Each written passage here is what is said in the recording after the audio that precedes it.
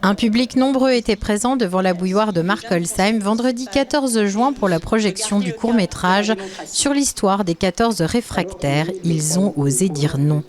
Les troisièmes du collège Jean-Jacques Valls et leurs professeurs ont présenté leur travail sur cette histoire qui a marqué la Cité du Loup.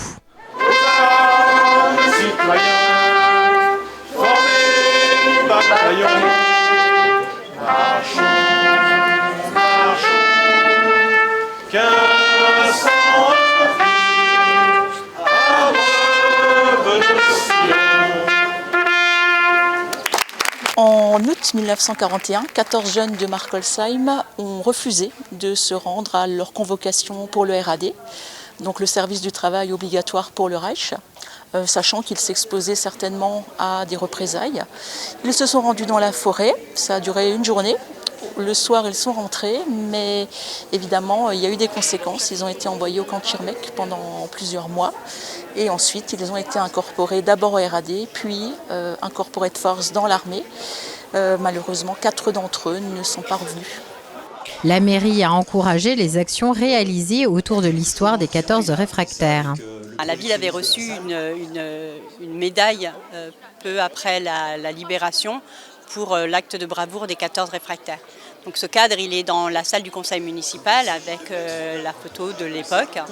Et Frédéric Fliegersdorfer s'était toujours dit il faudra commémorer les 14, écrire une histoire dessus, en parler et surtout perpétuer la connaissance de ces jeunes, perpétuer la connaissance de leur acte de bravoure. Les réfractaires sont nés en 1922 et donc en 2022, on a entamé un cycle de commémoration qui ont commencé par la commande d'un livre à Michel Knitel, à savoir ce livre qu'il a intitulé « Ils ont osé dire non ».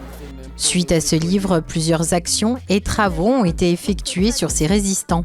En 2022, au moment où je savais qu'il y avait l'inauguration de la plaque de commémoration là, sur la place qui à l'époque ne s'appelait pas encore la place des 14, en fait je suis venue assister à la conférence de Michel Knitel et j'ai découvert cette histoire et je prenais des notes pendant qu'il faisait sa conférence et au fur et à mesure je me disais mais c'est un film cette histoire, enfin, c'est incroyable il y a vraiment un travail à faire en français en ce qui concerne l'écriture, en ce qui concerne le scénario. Enfin, voilà, donc j'imaginais vraiment cela comme un film. Finalement, la première étape n'a pas été un film, puisque ça a été la fresque et le poème. Et voilà, il fallait encore un petit peu de temps pour que ça mûrisse. Pour réaliser ce court-métrage, les professeurs du collège ont fait appel à la Fabrique artistique, culturelle et citoyenne spécialisée dans la transmission de l'histoire. Tout au long du court-métrage, des textes de rap ont été interprétés par les élèves. Écrit à l'entrée de Marco, après le passage du Führer, en vrai c'est grave la misère et l'horreur. Trois chansons de rap, plus quelques scènes dialoguées. Mais c'est pour ça que c'est vraiment une œuvre complète, mais c'est ce qu'on a l'habitude de faire dans la compagnie en fait. La compagnie à la base elle est hip-hop, on vient tous du rap. Le fait de travailler, d'écrire des textes et tout ça, ça nous a permis de se plonger dans cette histoire-là et de découvrir encore une autre facette de l'histoire qu'on ne connaissait pas. Et je trouve ça super en fait. Les élèves se sont particulièrement investis dans ce projet. On a vraiment découvert un nouveau monde qu'on n'avait jamais vu, qu'on ne pourrait pas voir dans un projet normal en fait. Et je trouve ça hyper intéressant. Puis pareil, le tournage, moi j'ai été sur la scène théâtrale et j'ai trouvé ça hyper intéressant de voir, par exemple, on n'était pas des vrais acteurs, mais on a vu techniquement comment c'était fait et j'ai vraiment adoré le projet. Je pense que tout le monde a aimé.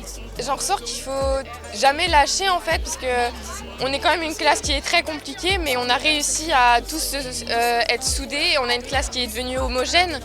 Et je pense qu'il faut vraiment qu'on soit toujours ensemble et jamais lâcher.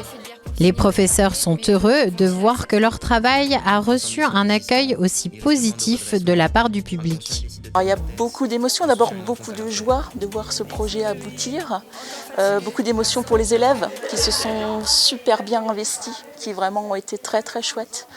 Et beaucoup d'émotions aussi parce que c'est une histoire de 2 ans finalement qui s'arrête. Donc je suis très fière d'eux, je suis assez fière de notre travail à nous et je suis très émue de voir le résultat qui est vraiment beau. Prochainement, une BD sur les 14 réfractaires devrait voir le jour grâce au travail du conseil municipal des enfants.